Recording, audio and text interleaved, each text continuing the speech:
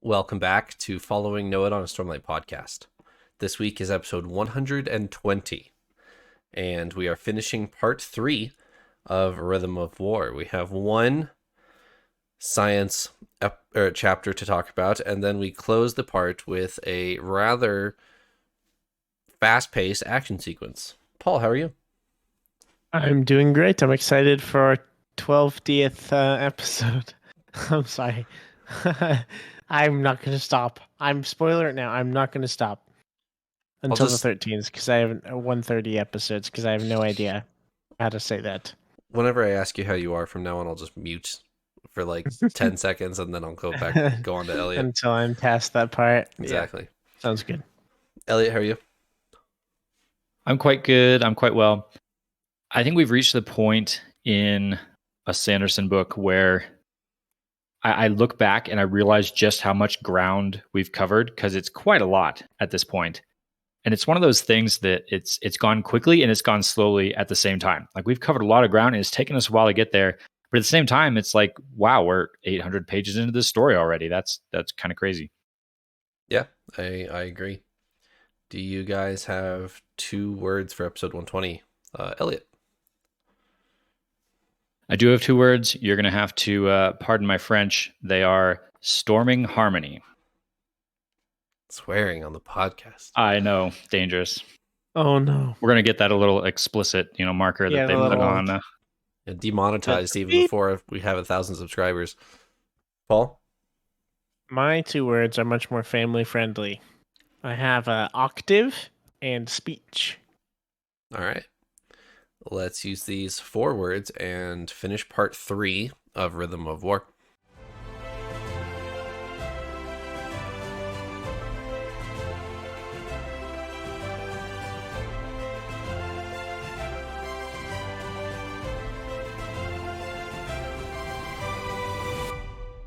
All right, who wants to go first?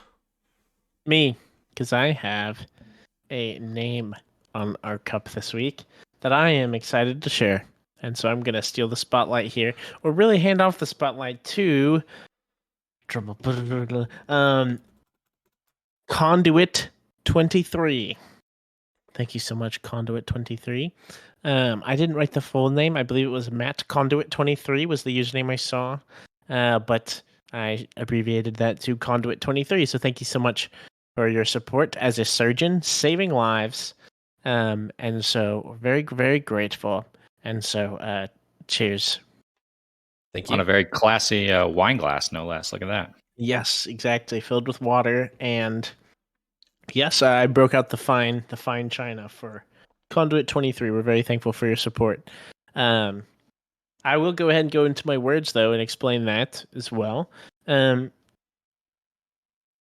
think the one that is most integral to the story or coolest thing was speech. And we've seen a lot of examples of healing throughout Stormlight, and we see, I believe in chapter 70, where someone, no spoilers yet, starts to speak some words, and they haven't really spoken before. So it's neat to see some interesting healing there, and I'm excited to talk about that with y'all. Spoiler alert, it's Dabbid. And if you don't know, then you obviously didn't read. So, my other word is octave, and octave, something we've never really gotten into on the podcast, but I've spent a good amount of time learning several instruments and growing up kind of learning music theory and stuff like that. So I was excited or went down a huge rabbit trail in our first chapter this week, which we'll talk about more later, about some kind of music theory, some things that we see in here, or I guess don't really hear, but we see described about sound on Roshar, and I was curious to talk about it with y'all. So, sounds good. Elliot. I'll start with my second one. My second one was harmony, for exactly the same thing that, Paul, you're talking about with your word there on the music theory part of this. And I'm super excited that you have some knowledge on this, because I too kind of went to the grindstone to try and do some research here, and I got way over my head really fast. So I hope you're going to be able to help me understand a few things that I was not able to discover, because this does seem to at least kind of dive a little bit into music theory, like literally the bones of how music works, not just like music as a whole. It's like the inner workings of music itself. So anyway, super cool there. And then storming, which I know a little bit provocative there with my word choice, but I had to pick that just because Dalinar comes storming in at the end of these chapters here, and the scene we get where Dalinar saves Kaladin, like you don't even appreciate it on the first read. Actually, when you come back and you realize like exactly what just happened, it's like mind blowing. Yeah. But it happens so fast, and it's so just kind of simply explained in the narrative that it's like, oh yeah, and then Dalinar sweeps him up on the platform, moving on. It's like, whoa. Anyway, Hold on. I don't want to get into it too much now, but I was mind blown there, so I went with a rather strong word choice. Sounds good. All right. We can dive right back into that music stuff, because that is chapter 69, especially the first half of 69. So let's talk music, note scales, and tones, all that fun stuff. So Navani is playing with light and her investiture that she has in front of her. She has Stormlight, she has Void Light, and then she gets supplied a Life Light sphere from Raboniel a couple chapters back. But she's trying to combine them and see how that is going to work, and she's unsuccessful. But the way she's approaching this is fairly intriguing with music theory, and I'll leave it there if someone wants to pick up the baton. I'll start it perhaps and explain to you where I got lost, and then Paul, maybe we'll see what you know or we're able to figure out. I got super intrigued by this, and it's only like 2 paragraphs in the book, but it gets really technical really fast. Navani is doing research here on the different musical tones that she's using. Remember, they use the like tuning forks to play a specific tone to then kind of suck out the investiture itself from the gemstones, and then you can kind of carry it with you over to another gem. A cool part, I don't even remember if it was in this chapter or a previous one, Raboniel can do this with her voice, which is pretty cool. And it was this chapter. Okay, yeah. And Navani can't do that. And she thinks it might just be because she's not as good of a singer, pun intended, I guess, as Raboniel. Raboniel can, attune to the exact tone of Roshar that she needs to sing, and she can do it with her voice, which that was super cool. But Navani's doing the research, and she figures out, or she kind of explains that in this fictional world, the Alethi musical system works on a 10-note scale. So there's 10 notes in their scale, right? I noticed that too, that symmetrical 10, if you will, that they love everywhere. She notes that the Thalens use a 12-note scale. Yep. Mm-hmm. And then she starts to dive into, there's an ancient scale, which is just 3 notes.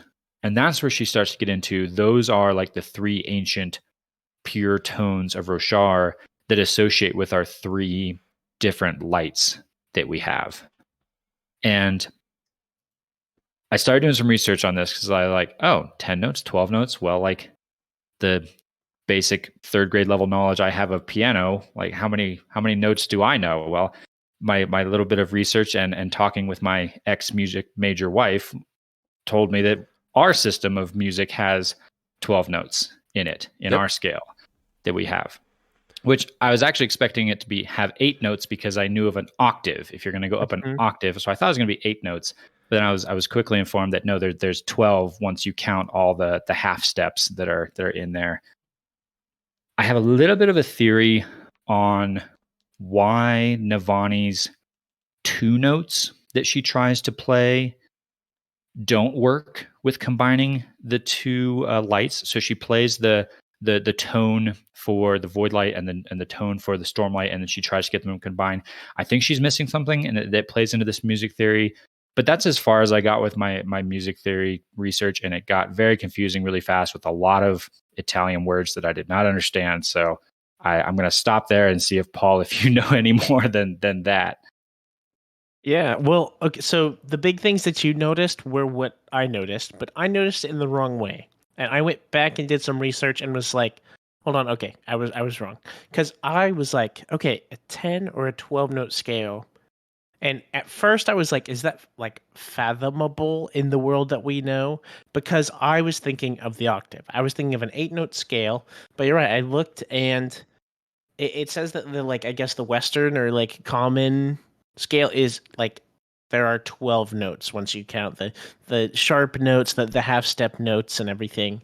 So I was like, okay. This isn't some like weird mythical thing that I can't wrap my mind around. This is Right. normal. 12 is normal. But these other ones are weird. They're a bit odd, and so whenever you there's a whole bunch of stuff that I don't know super well with, like harmonics, diminished, all this stuff of like combining notes at various intervals provide.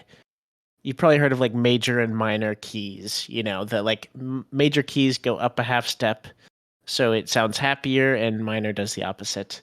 But this here, I was just really curious about this like 10 note scale and 12 note scale because in my head I don't know how you like have different scales. It's like numbers. I thought about this in like we write numbers in base 10. If you've done like a lot of math stuff, there's like I think a lot of coding is done like base 16. Is that right? Where whenever you count up 1 to 9, whenever you write 10, you go over a space and you write 1 0, and there's 110 and 0 ones, right?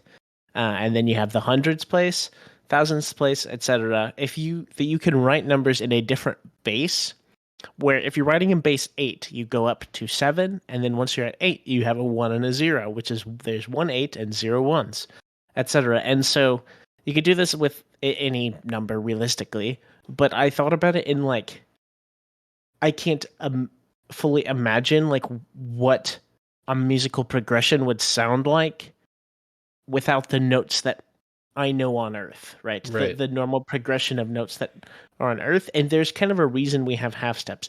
There is actually on Earth, like I think a 16 note scale that is common in, I believe, I could be wrong, I believe in India. If you think of what's the instrument called? The sitar, I believe it is.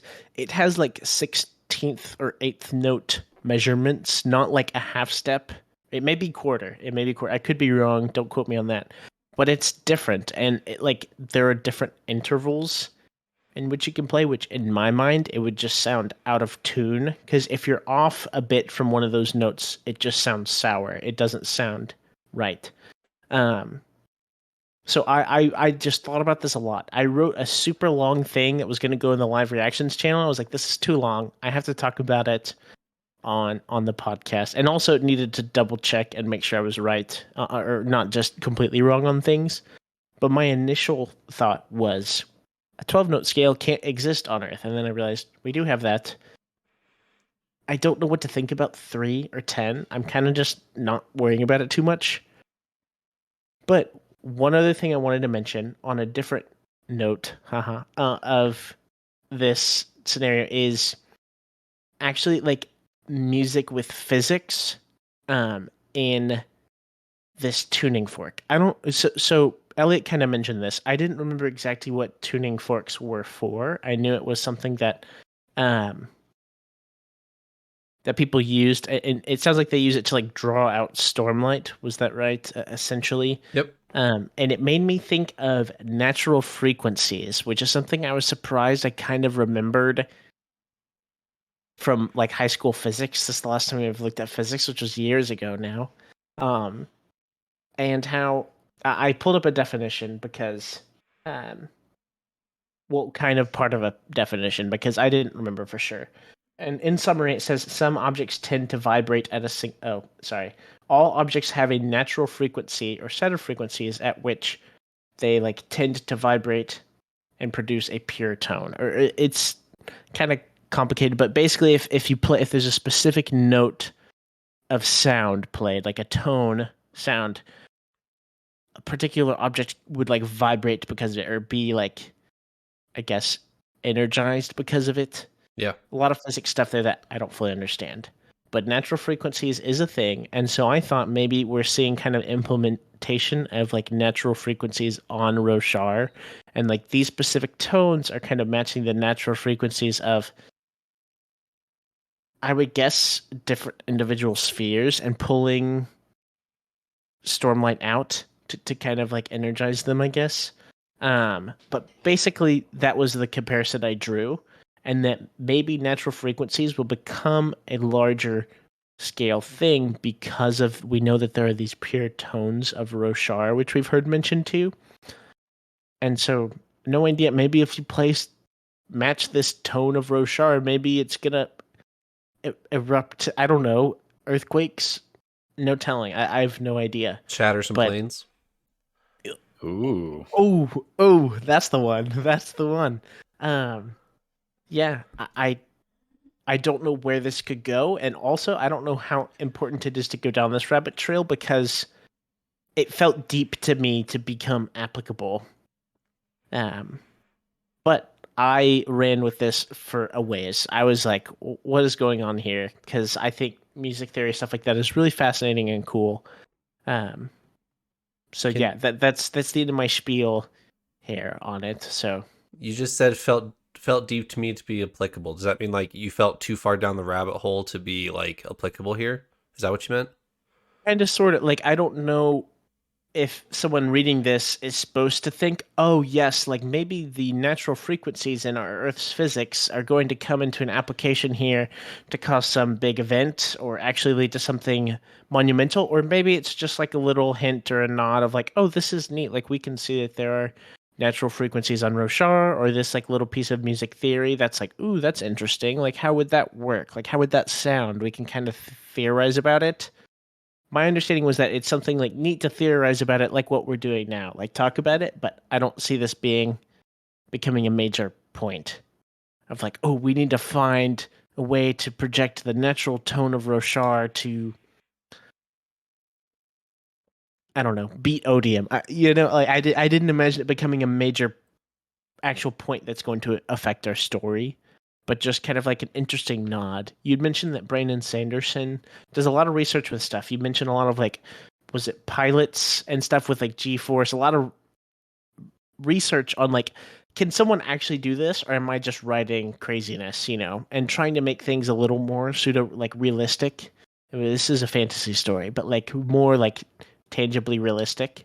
And I could just see this being a thing where he like incorporated just a little bit of like music theory knowledge or things like that into his story. Okay, Paul, to your point of Brandon Sanderson does a lot of research. You are absolutely not too far down the rabbit hole to feel like you are on the wrong track.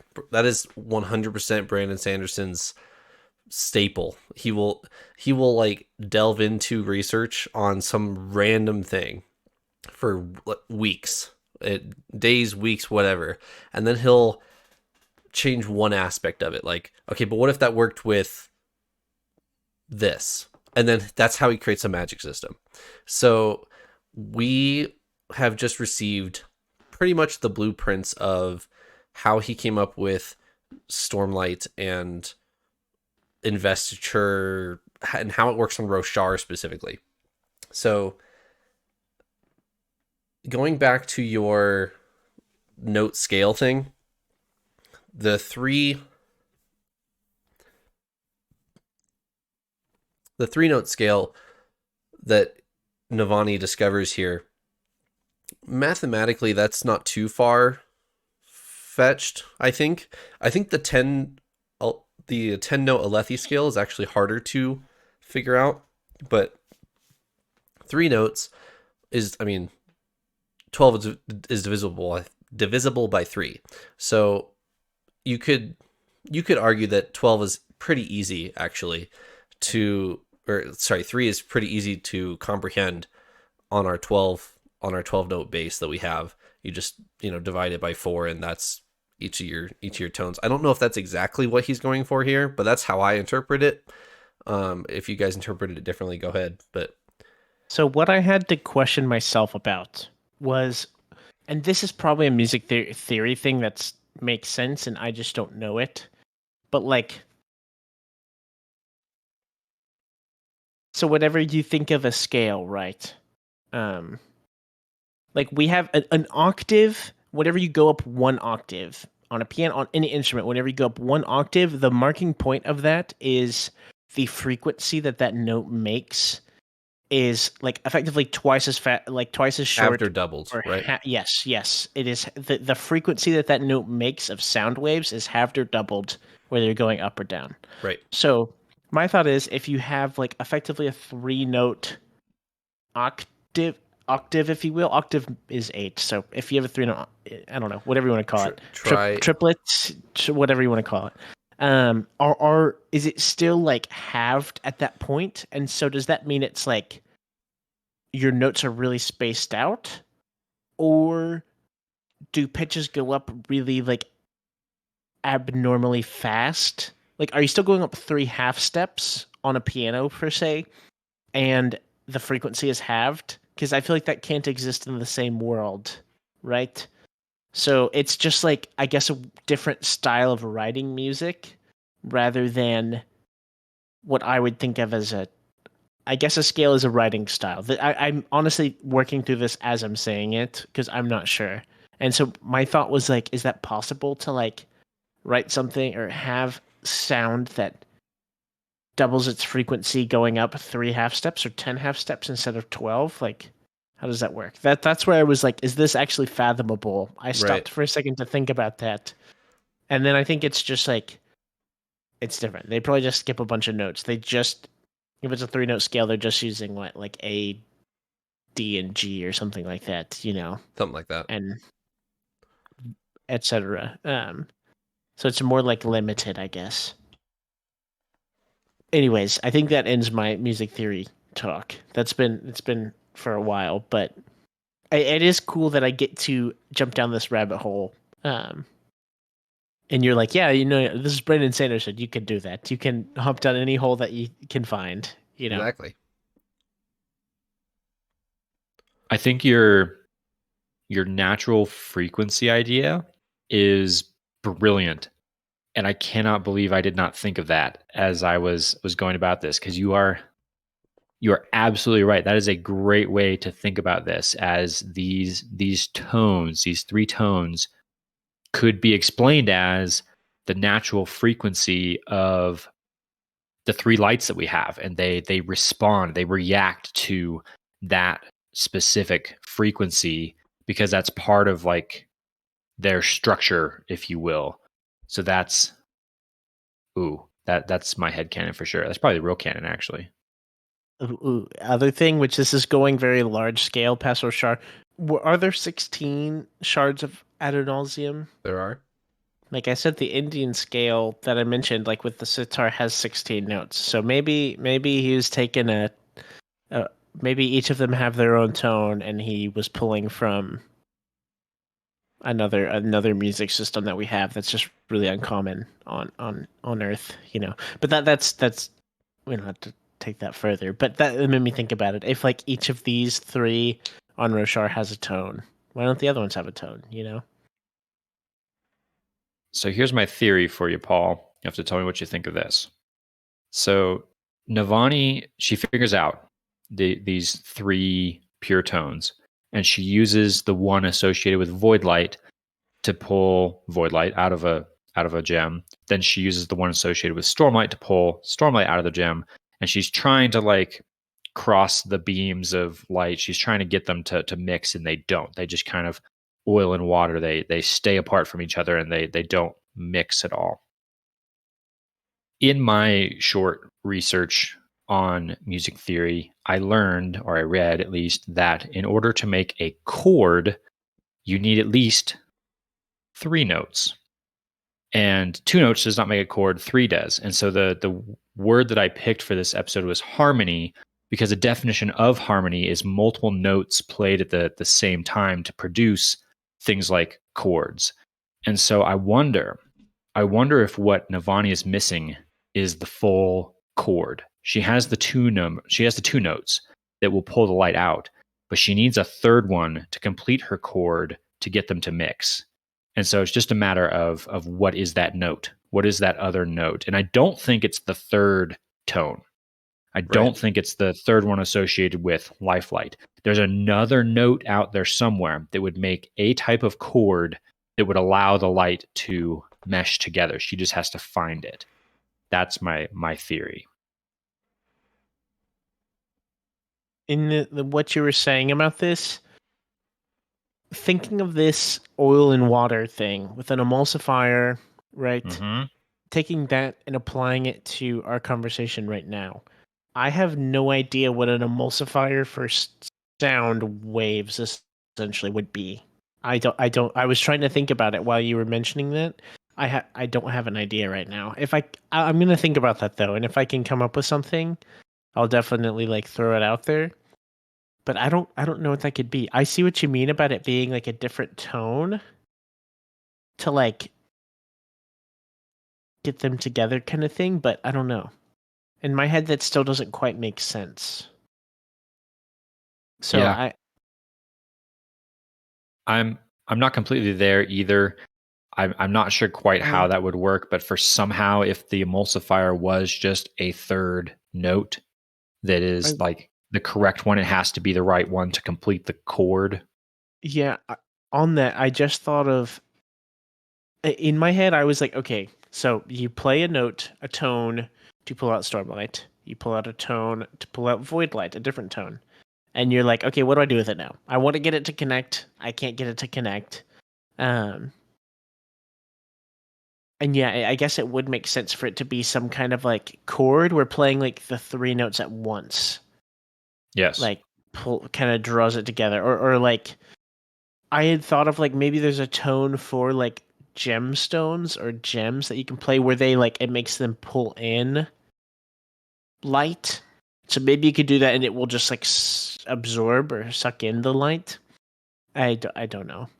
That's a big one that if anyone watching or listening has any ideas, throw those out there. I'd be really curious to hear. Anyone who's really knowledgeable on or really not knowledgeable about music theory or music and tones and all the stuff, sound waves, I'd be super curious because I think this is really fascinating. My only other theory before we leave this topic is perhaps our emulsifier is Dalinar with his connection ability. Maybe she's doing it right. She's just missing the bondsmith piece of it. Yeah. Maybe she just needs a bondsmith to do what she's doing and apply some of that connection ability that they have that we don't quite understand yet. Maybe that's the missing piece. I don't know.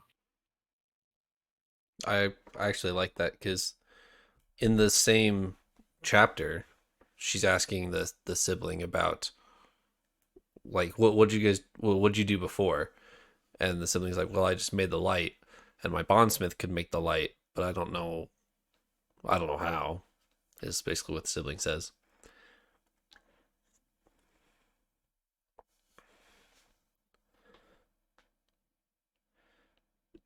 She then Navani, after the little light detour here, she's talking to the sibling and she proposes what I proposed on earlier on in the podcast, which I don't know if this is just like a recessed memory or something, but I genuinely did not remember this in the book. But Navani says, "Well, what about Relaine? You could bond Relaine. What do you think about that?" And this is, minutes before the sibling is attacked again, and we never hear from the sibling for the rest of the episode. So the sibling does give Relaine a second thought. What do you guys think of the potential there? The sibling did not say no. I noticed that Navani asks, and the sibling's like, yeah, I hadn't really considered that. So yeah, maybe there's some legs to that theory.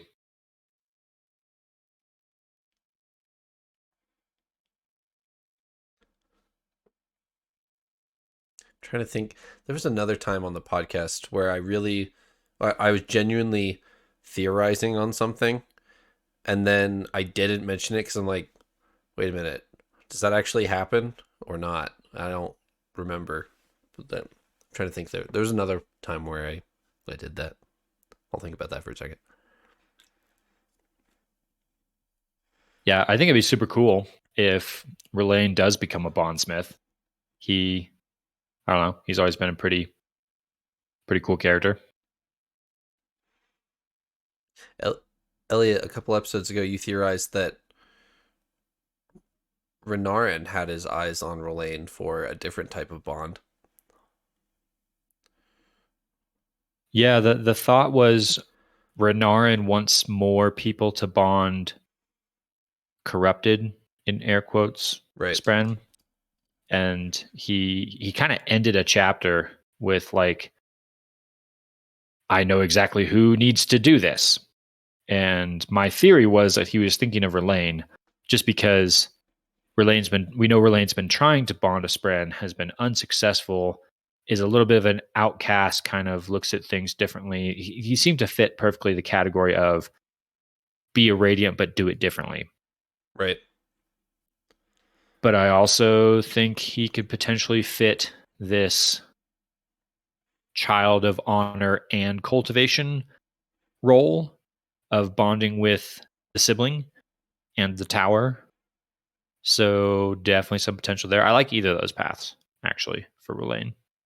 Yeah, I agree.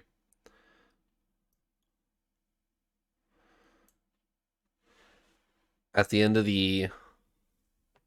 this chapter, did you guys get it as you were reading at the end of this chapter, or did you have to wait until 72 where they fully spell out that Raboniel was listening in? Did you, when I was listening to this for this time through, and the sibling says, "Oh, they found the node that I was literally just talking about," I was thinking to myself, really? That's weird. Why would they find that? I was like, oh, I remember now. It took me a second, but did you guys put that together right when Navani did, or did you have to wait till aftermath? I didn't actually get it initially.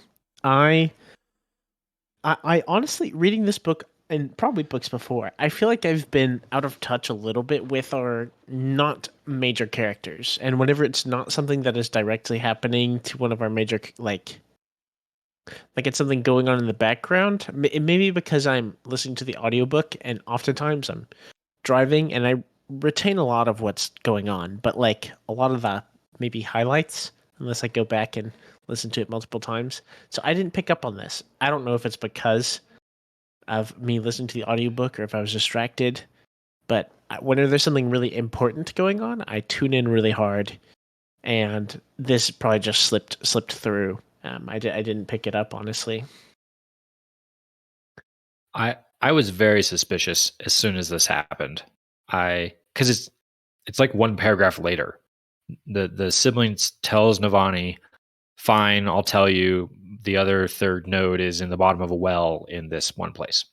And then they go talk about something else. And then all of a sudden she jumps in with, they found it. And I was like, that cannot be coincidence. That had to be something's going on here. So I was very suspicious. And then when the revelation came later that, yes, sure enough, Raboniel was listening to everything, was like, okay, that explains it.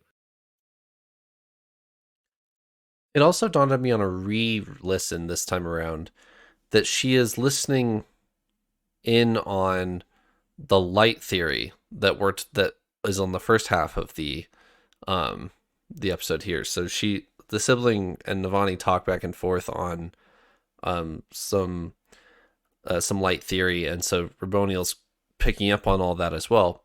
She also is listening in on the mention of Relaine. she also is listening in on the siblings say, I can see a regal in the tower. A lot. I didn't think about that. Going into part 4, I'm afraid for the safety of both R'lyeh and Venli because of what the sibling has told that Navani they can see. Shoot, that did not dawn on me. Just the breadth of knowledge Raboniel has gained by this, assuming she's heard every word, which she says she has. Right. Yikes. All the Kaladin discussions, all of any reference to Venli, to R'lyeh. Oh boy. And it made me think that Kaladin has not given away his location to Navani, but he certainly has talked about his failing powers, talked about the flight gauntlet Raboniel knows about. I mean, it's not really a secret by the end of this episode, but she knows all the inner workings of that fabrial. She knows how to shut it down. She knows about, because Navani told Kaladin where to go to set up the gauntlet. Yep. So we might be in trouble. Especially since Navani now knows this. Kaladin does not know this. Correct. And so Navani might now be able to act on, oh dear, Raboniel knows everything. Kaladin doesn't know that. So he may make some big mistakes here, not knowing that Raboniel knows everything he knows, or a lot of what he knows. Yeah. And I mean, he barely survives the episode as is. So are we ready for chapter 70? Any more science talk before we go swimming? I think we beat it to death. Yeah, I think we thoroughly covered it. Sounds great. Okay, so Kaladin is suffering yet another nightmare. I think we're on nightmare 4 or 5 now. And David tries to wake him, is unsuccessful, and David picks up the gauntlet and Kaladin's spear and starts running down the hallway to go defend this node. And so Kaladin wakes up. Syl and Kaladin have a quick little interaction, and then Syl says, the sibling was trying to reach you, and we got to go. Kaladin catches up with David, and David speaks his first words of the entire series. What are they? He says life before death. He does. Which is part of the first ideal. It's not the whole thing. I didn't get the impression that David is speaking the first oath in this scene, but he's speaking. I was floored. Yes. Yeah. Like we've seen a lot of like miraculously like we've seen Lopin's arm grow back. Like we've effectively seen it all. But I mean, this was different from the others because he's getting his voice back. Like he is. I've been under the assumption that he is mute, like medically mute, like he cannot speak. Right. And so the fact that he can speak shows that there is healing with that assumption. And so, so it's almost like he's begun, like he's already begun. He's also gone through a bit of a transformation in this part. He's gone from more of a symbol, kind of a part of Bridge 4, just to be there to show everybody is worth protecting or everybody is worth saving. He's that soldier on the battlefield that nobody cared about, that Kaladin saved anyway. And even when he's mute because of the trauma he's been through, he still can be a contributing member of Bridge 4. Like that's just kind of who David is he's there to kind of show that importance. But not anymore. Now he's a contributing part of the team. He has significantly helped Kaladin here. And now he's ready to jump into battle. He's ready to do what it takes to defend the tower. So, man, he's come a long way. Yeah, I agree. I am curious if this is like a Stormlight related healing, or if this is a more traditional related healing, real rehabilitation type of thing. Or what if it's a lifelike related healing? We know that David was in contact with the sibling well before Kaladin was. Yeah, So maybe it's that relationship perhaps that's contributing to this. it's good. It's good. I didn't think about that. It's a good point. I assume all lights are healing. Like if Lifelight does it, in Stormlight does it. I don't know. Maybe Voidlight doesn't, but it seems like the base level of even if you're any radiant, you can heal yourself with your light. So that was my only question of like, is it Lifelight because we've seen Stormlight heal? Can Lifelight do the same thing? I guess has it happened with Lift? Yeah, I she's assume used it to so. heal. She I got assume crushed by so. a Okay. thunderclast and was fine. Yeah, okay. I'll say that it works then. Yeah. Kaladin grabs the gauntlet, and basically, I envisioned him as the atrium of the tower is this really long. I think of it as like a lobby of a really nice hotel, where it goes from like the bottom floor, pretty much, at least halfway up the tower, which the tower is huge, and so Kaladin's running down this hallway, and he basically dives off the balcony down into the atrium, and then to control his fall, he activates his device midair, and so he has to do like a handstand on his arm, and then let himself down with the device so that he can slow himself instead of like yank himself up as he's falling, whatever.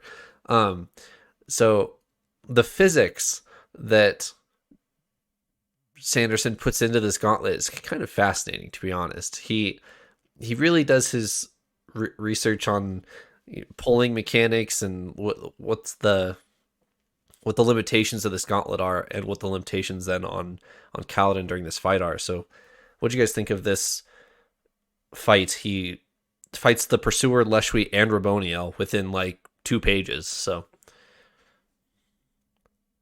The beating that Kaladin's body goes through in these 6 pages is pretty crazy. Just the operation of that gauntlet that you're talking about takes a toll on you. Like right, you mentioned, those pulling and pushing forces, the body's not really meant to go through that at the end of your arm. right, Like that's gonna rip, things out of socket pretty fast if you're gonna support your body weight and jerk yourself around by the end of your arm.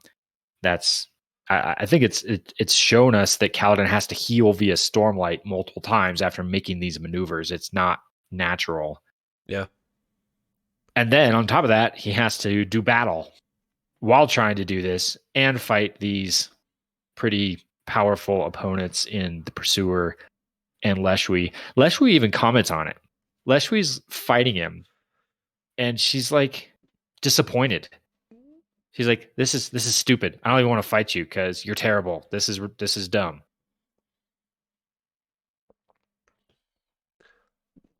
there is I want to say comical part where he's fighting the Pursuer. The Pursuer's like grabbing onto him as he does and trying to yank him down. And Kaladin initiates the device, but the Pursuer and Kaladin are like the exact same weight, maybe a little bit lighter than the weight in the shaft. So they're like going. Our like listeners can't see your hand, but they're yes, they're inching up like 2 inches per second. The Pursuer like looks around like what the heck is happening, and then it gives Kaladin a chance to punch him in the face and reactivate it. yeah, you could put some like elevator music behind that, right, for a little Yes. pause in the fight scene and a little comedic relief. Yeah. I can see it now. And then the gauntlet works better underwater. Sanderson takes the time to write that sentence in, which I actually really appreciated, because it made me think, yeah, it would. You're right, because Kaladin's weight is suspended in water. And so this gauntlet's going to be way more effective at pushing you a direction left or, wherever you want to go while your weight is suspended. I thought that was really cool to include that detail.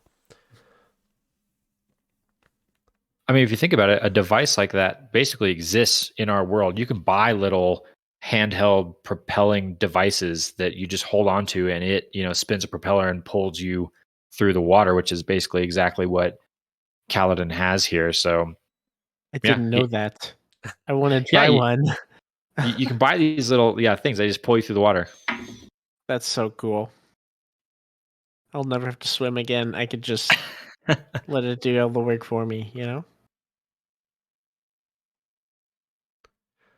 also a couple mentions of pressure. Can you guys help me understand the design of this well? I don't understand. The water is filling the entire well. Like, it's not like a lower your bucket down a shaft to the pond well. It's the water is all the way up this well, and then he swims down and drops into a reservoir, or swims down and then swims up to a reservoir. I don't know what's happening. Stand by.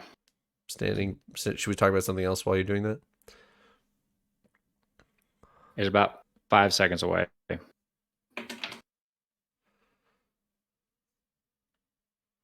Okay.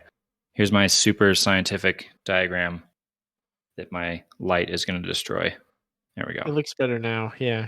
Okay. So over here, Uh-huh. here's your... Oh, no. We're losing it. Come back.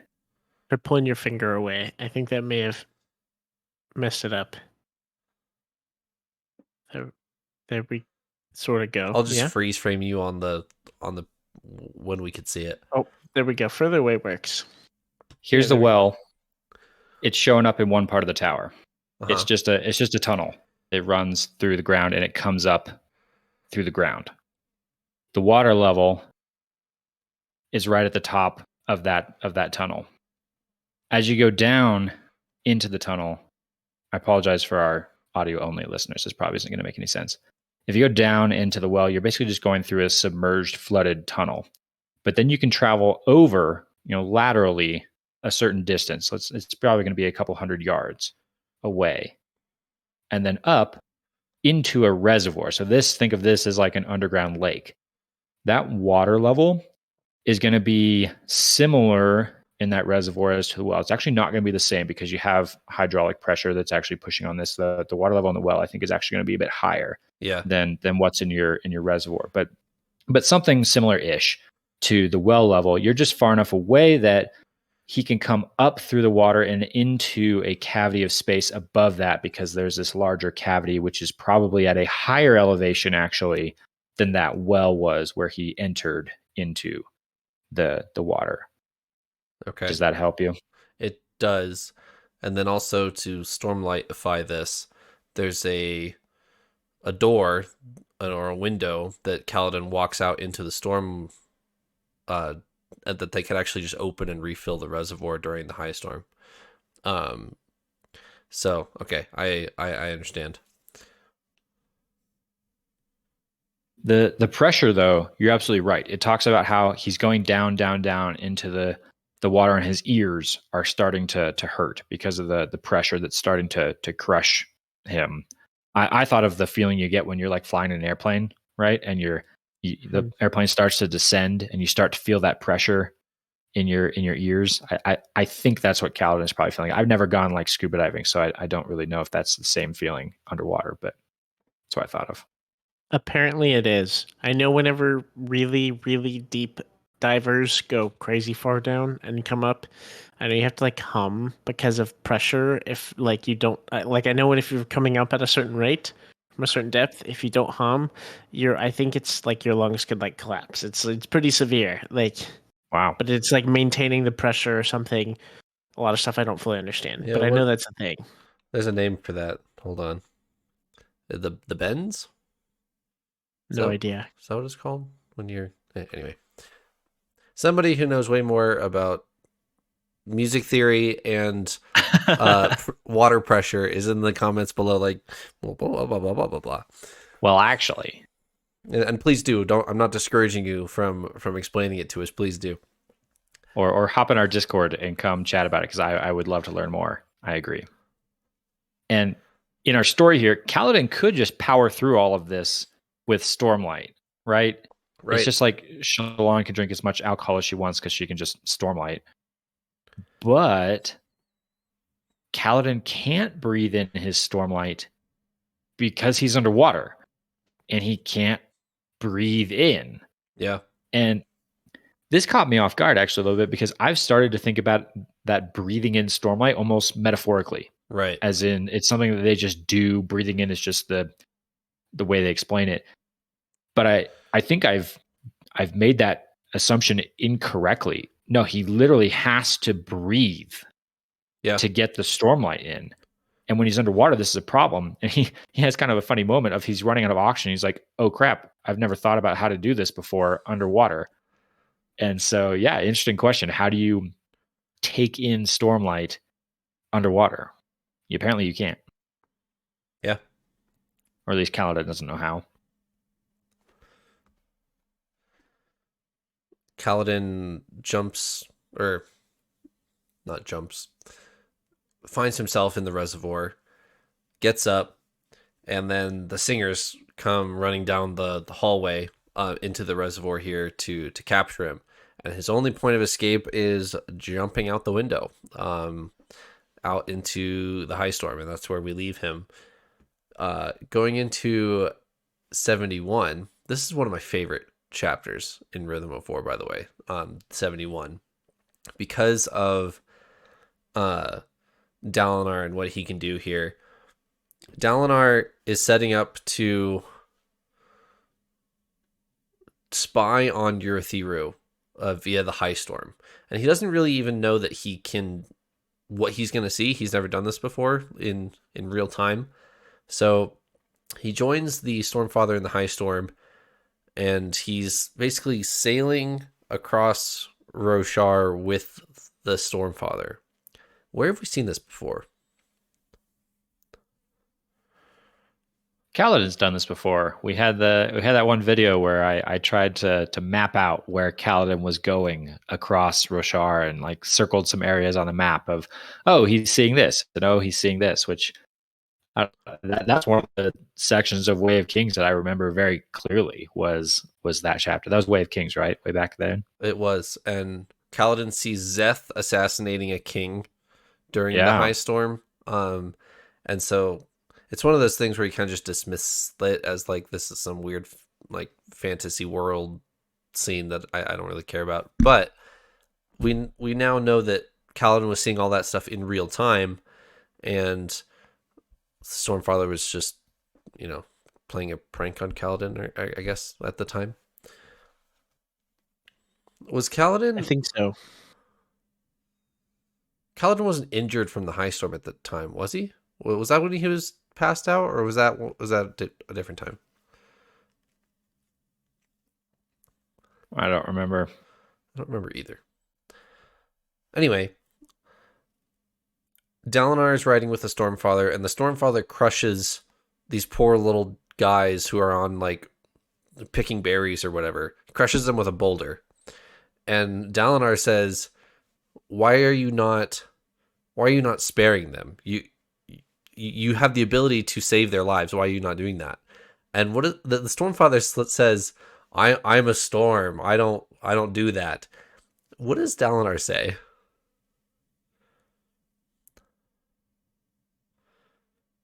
His response is basically along the lines of, you keep using that as your excuse. You need to stop doing that and be better. Like do better and stop doing that stuff, because it's not nice.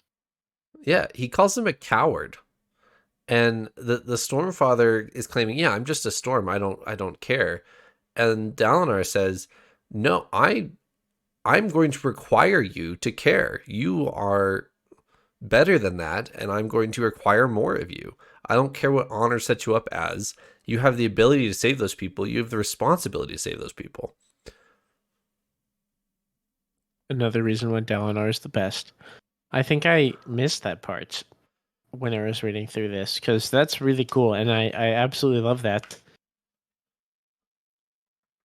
I wasn't quite sure what to think about it. I like the idea. I like the idea of challenging excuses and norms and saying you think this is what you do just because it's the way things are. Well, sometimes change is important and sometimes you should change to do better. But at the same time, like I still think of the Stormfather as half force of nature and half spren like being. And so the fact of Dalinar like screaming up at a storm of like, how dare you kill Yes. people, like dude, that's just a force of nature, man. It's gonna do what it's gonna do. So I don't know. Yeah. And then the real meat of this chapter, Dalinar, they show up at Urithiru. Dalinar flies through it real quick and doesn't see anything. Like he flies through a hallway, it's dark, and then he gets ripped out the other side, and he's like, I didn't see anything. And then he says, we have to go back. We have to go. I have to go find out what's happening. And Stormfather's like, no, keep moving forward, momentum. And then Dalinar says, no, I hate momentum. Momentum sucks. Momentum is what my excuse was to do all those terrible things back then. And then he swims upstream against the high storm, gets all the way back to Urithiru, feels a capital C connection to Kaladin, finds him on the side of the tower, and they have their exchange. Did one of you guys want to take it? I did not know I had a capital C. There's another capital letter we need to go back and talk about too in a minute, but this scene here, where first they talk. Dalinar do you want to read it? Speaks. I don't actually have it.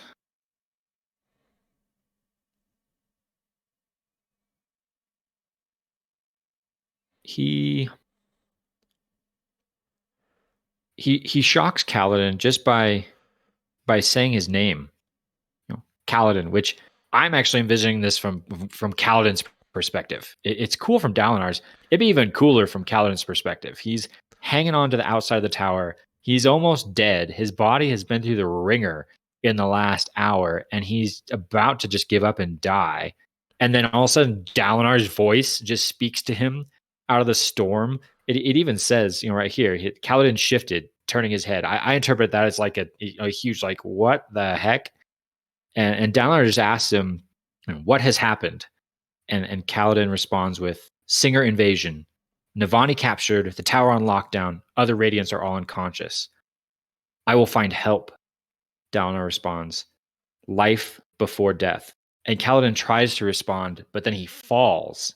Like he passes out in that moment. And Dalinar reaches out with the winds of the storm and basically gives Kaladin a big push, a big shove upward, catches him essentially and deposits him up onto the balcony that he was hanging off of, saving his life in that moment. I mentioned this at the very beginning with my word.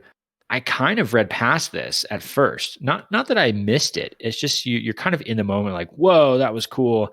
And you move on. And then you come back and I think it's when I came back. That's when I started to imagine this from Kaladin's perspective. Like what a moment this is and how fortunate, I guess, that Dalinar just happened to be riding along in the storm in this moment, to be there at this precise moment to save Kaladin's life and to do what he does to force the Stormfather to stop and allow him to take action in this moment. This is really cool. It's very understated. The story doesn't really dwell here. It doesn't really explain it all, but it's a powerful moment, I think. Yeah. The implications of Bondsmith powers to be able to manipulate physical presence and audible presence across time and not across time, across space is really, really important here. I think Dalinar just Well, and he towards the second half of this chapter, he's like, I really need to figure out what I can do because what I just did, that was incredible. The implications here are crazy that you can manipulate physical presence and audible presence across why do I keep saying time, across physical space is really, really cool and really important for us understanding what bondsmiths can do. And it seems to revolve around this capital C connection. Yep. This ability or this phenomenon or whatever it is that is embodied in that word connection that Dalinar is able to utilize somehow. Do you remember the interlude between Moash and Odium? And Odium is saying we're going to manipulate Kaladin via you and your connection, capital C connection to him via these nightmares. You guys tracking with me? Mm-hmm. Yep. Mm-hmm. So presumably the more time you spend with someone, the more time that they are in your life, the stronger connection you have to them and the more sway you can have over them in the cognitive realm. Therefore, your Stormlight powers, your Bondsmith powers, your Odium powers, whatever. The stronger connection, the more sway you have over them. I think the more we read, I'm like, yeah, I think I understand bondsmiths, and then I realize I know nothing. Like if it seems like they could hypothetically do anything, but they just don't know how or what. So I would love for I'm really hoping that as time goes on in this book and the next book that we will really get to see or at least learn of the true power that a bondsmith can hold and like the impact that a bondsmith can make, because it seems like almost like I understand there are rules, but it feels like right now that there are no rules and that like you could do anything. You could go across the world with your connection to someone and do all these crazy things around them. Like there's so much stuff, and also understanding that Bondsmith has some form of unique interaction with each of the other Knights Radiant orders, which we haven't really gotten to see yet. But knowing that that is a thing and that we hopefully will get to see that at some point or learn about it gets me really excited, and I want to know what they are. And so I'm very intrigued to learn more about our bondsmiths, or like the actual bondsmith powers. We got a little teaser at the end of this chapter that we might be headed that direction. At the end of the chapter, Dalinar and the Stormfather are talking back and forth of like, what did I just do? I have no idea what you just did. Don't ask me. And if Dalinar says, man, if there was someone on Roshar that could know what I could do. And then both of them are like, wait a minute. Hold up. There is someone on Roshar that knows what you can do. And who is it?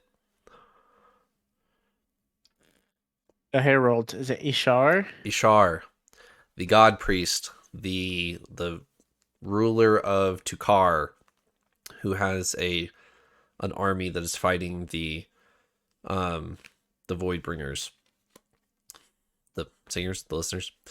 And Dalinar goes to Ash actually, and Shalash, and says, I need to go find him and help and convince him to teach me, and I can save your Thiru. That's how we end this chapter on. Okay, so Ishar is another bondsmith. Correct. They come up with. Okay. Yeah. The break in the story there threw me. So Paul, of course, you wouldn't have seen this in the audiobook. There's a bit of a break in paragraphs with a space when they have the revelation of there's another bondsmith. Like it ends, and then you shift to that scene where he goes and talks to Shalash about Ishar. So because of that, I didn't actually connect those two together. So I'm over here racking my brains like, another bondsmith. Who could it be? Is it Renarin? Is it Relaine? Like, what is going on? I think I just got a little too caught up in the moment. It's just Ishar, It's who we already Ishar. knew about, that they're talking. Mhm. They're just realizing that there's someone else they can go to about this. Yeah, my big question is, what is Ishar bonded to? Oh. Because we know that Dalinar is. So I'm guessing there are more options than we thought. So we know Dalinar is bonded to the Stormfather, therefore he's a bondsmith. We know that the sibling is like between cultivation and honor, right? Yes. So I guess either he's bonded the like Night Watcher or some other of these combination things. So TBD, I guess. do you want me But to just spell it out for you here? like, tell me who it is. No. Tell you the rules here. So Oh yes, this is fine. so your classic 3 bondsmiths that you've been told, that is in relation to the Knights Radiant. The Knights Radiant at any given point will have 3 bondsmiths. Now, I would argue that the potential on the on Roshar is going to be more than that, because there's a couple exceptions here. So there's the Stormfather, the Sibling, and the Night Watcher. Those are the 3 bondsmith capabilities for the Knights Radiant. 4 is going to be Ishar, just in by himself, because he had the powers before the Knights Radiant existed. The Knights Radiant were founded based on the Herald's powers, so he's kind of outside. He doesn't need to bond Okay, a Spren to get his powers. He just has them already. I see. What I thought about this was, and I could be totally wrong. In my head, Nail has a Spren. He I could be. does. But That's what made me think about it. I was like, if he has a Spren, then don't they all? in this chapter, though, Shalash says Nail is the only one that joined his Order of Knights Radiant. So none of the rest of them Okay. have a Spren. They just have powers without the Spren. Hence the Honor Blades. The blade itself gives them the power. Now, whether that's a Spren or not, that's a different question. Mhm. And Sanderson's actually been asked that, what do Honor Blades look like on Shadesmar? And he's Rafoed it. So interpret that how you will. Oh wow.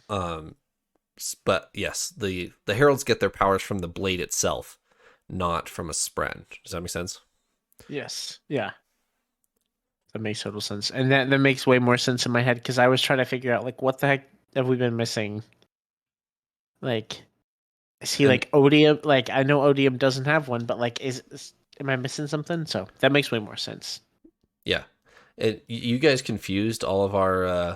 I don't know if you guys clicked on each other's live reactions in that channel, but you guys had the same thing. You guys both said, another bondsmith? And then all of our patrons were like, it's Ishar. Why are they confused? So you guys confused our patrons. This is why I love having this podcast and you guys to talk to, because in that moment I was confused, but a 10-second conversation with you guys cleared things up, and now I'm back on the right page. So Yes, now I'm with it. Exactly. I do want to, I guess, before we leave that, I'm super excited to meet another Herald. I get really excited whenever they start to come into the picture, which is probably just an artifact of when we first started reading this series, right? Heralds were just epic mythological figures. And so that's just kind of implanted in your brain of like, whoa, a Herald. So for Dalinar to go searching after another one and for him to potentially enter the story, I'm very excited about that. But then before we wrap up for this chapter, I do want to go back to the epigraph, actually, unless there's anything else you guys wanted to talk about. Yeah, nope, that's fine. Can we do 72 real quick and then talk about epigraphs after that? I mean, 72 is just Navani is utterly defeated, and we get the revelation that Ramoniel was listening in on the sibling the whole time. So and I think the title of the chapter is Outclassed or something. Outmatched is the title of the chapter.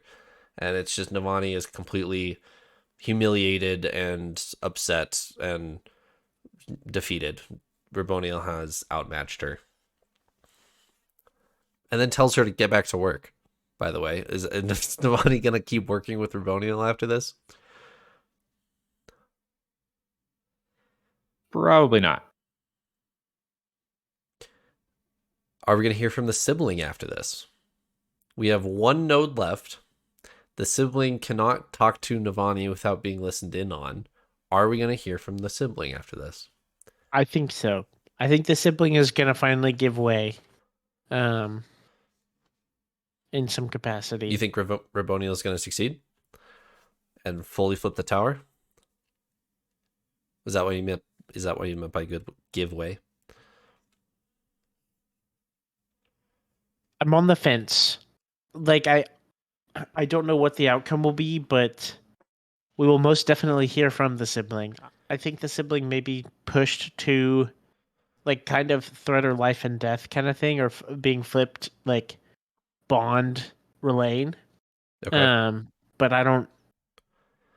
Yeah, that's where my mind was. That was my like initial prediction. But honestly, I could see the tower being completely flipped and it just being a defeat there. I really could. Does Odium gain a bondsmith at that point? Um, Or does the sibling I die? guess that depends. I feel like that's a question that I don't know how to answer. In like with like the sibling being flipped, does that mean Odium has control over it to like force it to bond Right. someone? If so, then yes. If not, then no. Okay. The sibling has referenced Riboniel as corruption before, I Mm-hmm. think. Yep. So maybe it is a turning the sibling into a Corrupted unmade, version of essentially. Yeah. a bondsmith. That reminds me. Sorry. Finish your thought and then we can talk about May for a second. Well, I was just gonna say, like, it could make it like a corrupted bondsmith spren, like we've seen these Right. corrupted spren. So that'd be crazy. I hope that doesn't happen, but it might. I'd be intrigued. So for that and reason alone, I wouldn't mind seeing it. Flipping the sibling into an unmade. That has sparked a memory of a theory that I will share with you. The theory is all of the unmade are a spren of a Dawn City.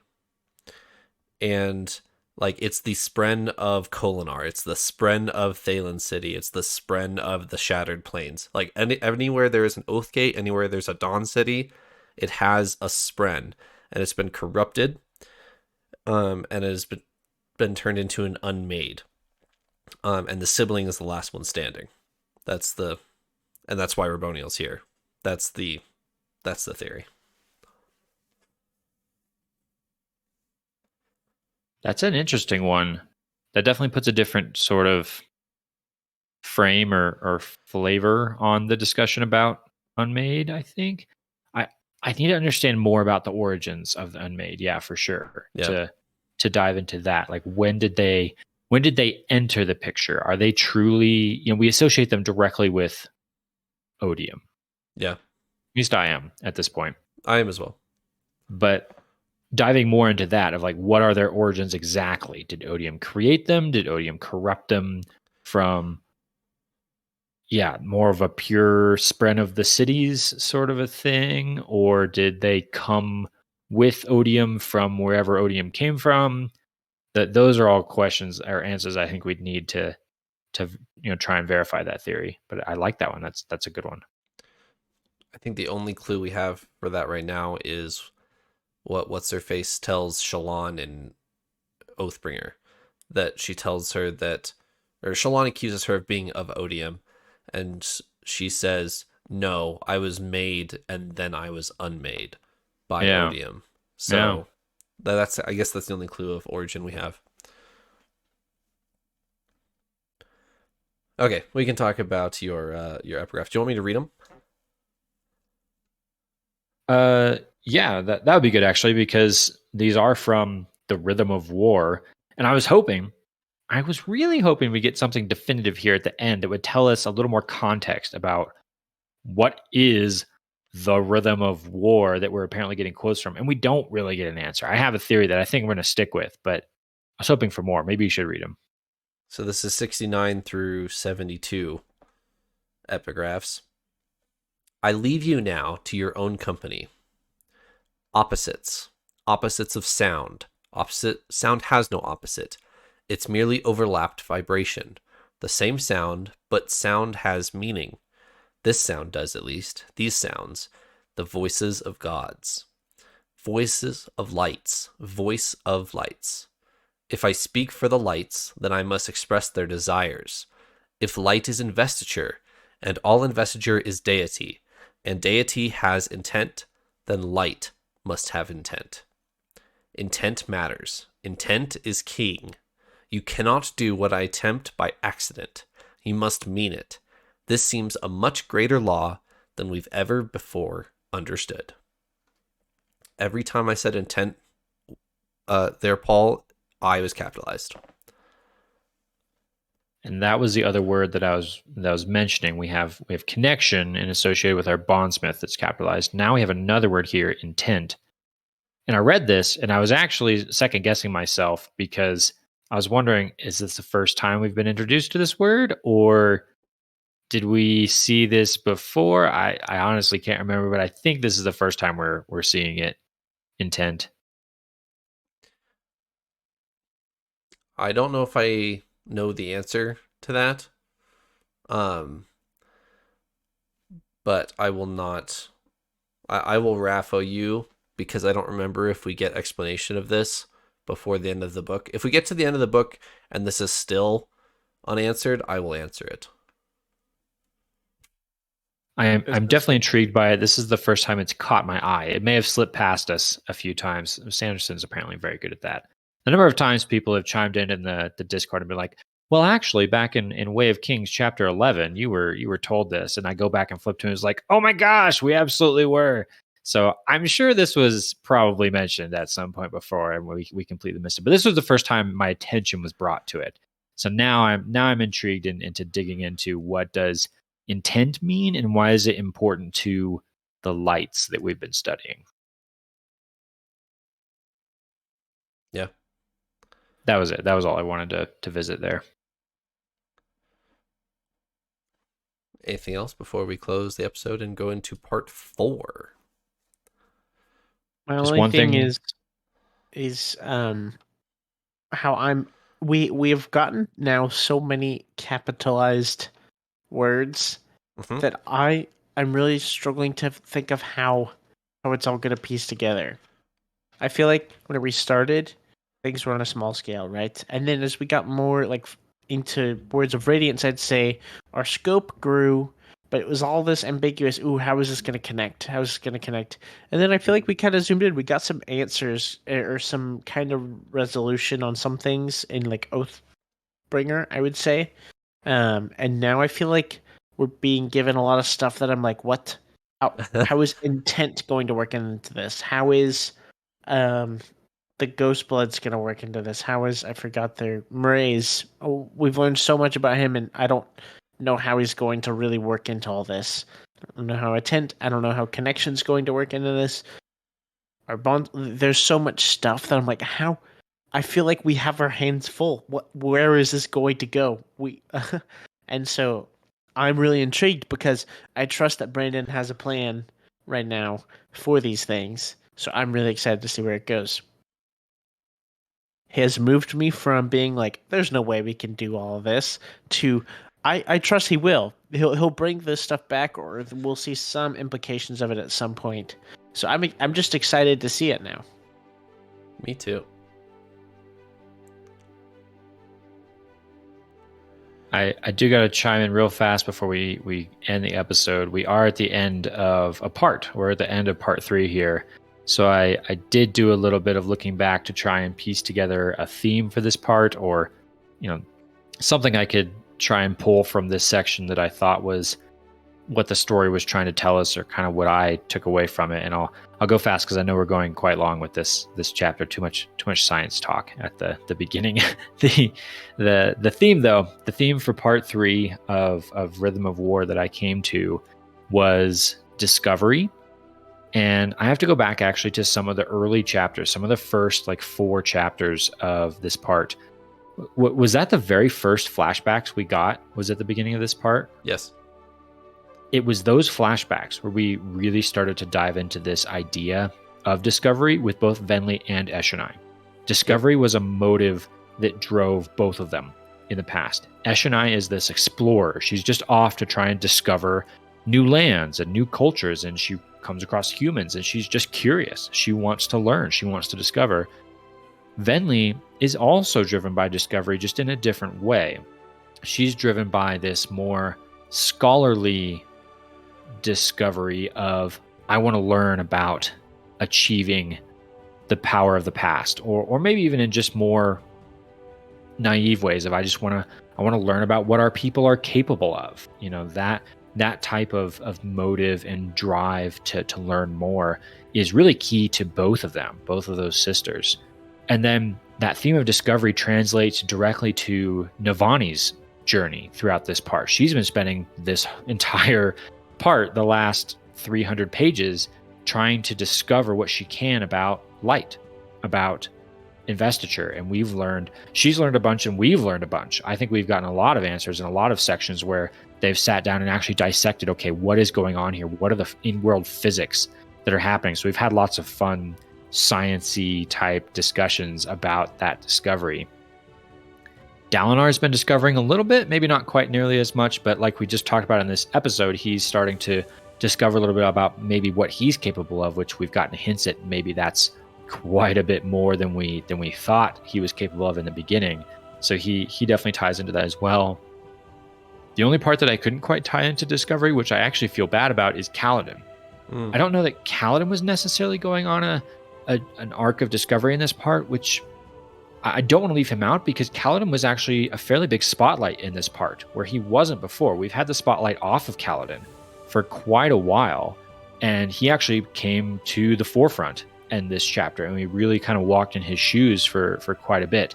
I don't know that he was necessarily discovering as much as really just kind of carrying the banner at the front lines sort of role. Yeah. So I'm doing a disservice to Kaladin with discovery, but that was the best I could come up with. Awesome.